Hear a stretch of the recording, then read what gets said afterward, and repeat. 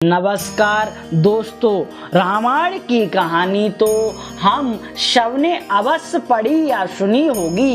ये तो लगभग हम सब जानते हैं कि कैकेयी ने राजा दशरथ से 2 वचन मांगे थे, जिसमें प्रभु श्री राम को दिए गए 14 वर्ष वनवास था।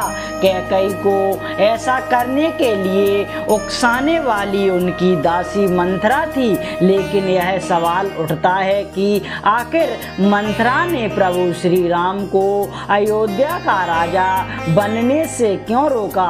वो क्यों नहीं चाहती थी कि राम जी अयोध्या का राज सिंहासन पर बैठें। क्या उसका राम जी से कोई वैर था या इसके पीछे कोई और कारण था।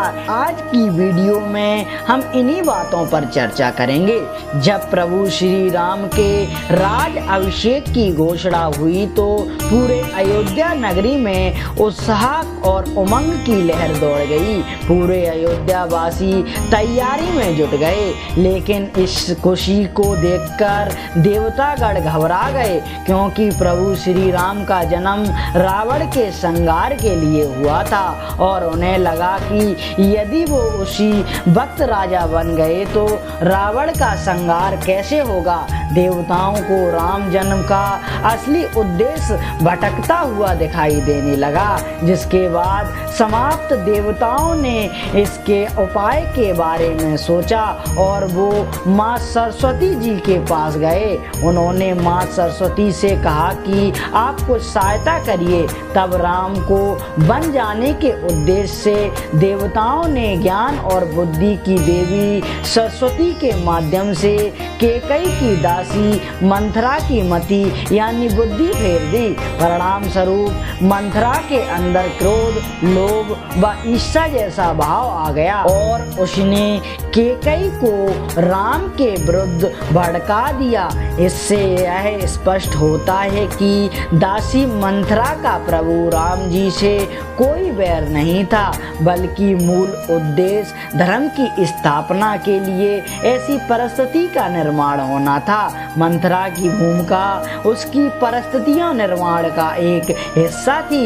इसके बाद ही राम ने अपने वनवास के दौरान राक्षस असुरों का अंत कर लंका पर विजय पताका फहराई थी, क्योंकि प्रभु राम का अवतार इसीलिए हुआ था। रामचरितमानस में गोस्वामी तुलसीदास जी ने भी मंथरा के बारे में कहा है, मंथरा की एक गलती ने उसे अपयश का भागी बना दिया। अगर हम इस पूरे घटनाक्रम को गहराई से देखें तो इस निष्कर्ष पर पहुंचा जा सकता है कि प्रभु श्री राम को वन गमन विधि का विधान था, जिसे मंथरा सिर्फ एक माध्यम बनी। तुलसीदास जी इसी तथ्य को स्पष्ट करते हुए कहते हैं कि लाभ हानि जीवन मरण यश अपयश विधि हाथ, अर्थात लाभ हानि जीवन मरण यश व अपयश यह 6 भगवान के हाथ में होते हैं, मनुष्य के हाथ में नहीं। बाद में मंथरा इस कार्य के लिए प्रायश्चित की अग्नि में भी जली थी। अंत में जब प्रभु श्री राम अयोध्या लौटे थे तब उन्होंने और माता सीता ने मंथरा को माँ संबोधित करके उनसे आशीर्वाद लिया था। हालांकि इस प्रसंग को लेकर अगल रामायण में भिन्नता भी देखने को मिलती हैं। तो दोस्तों, यह था रामायण से जुड़े एक रोचक प्रश्न का उत्तर। वीडियो का अंत हम यहीं करते हैं और मिलते हैं आपको नेक्स्ट वीडियो के साथ। जब तक जय हिंद, जय भारत।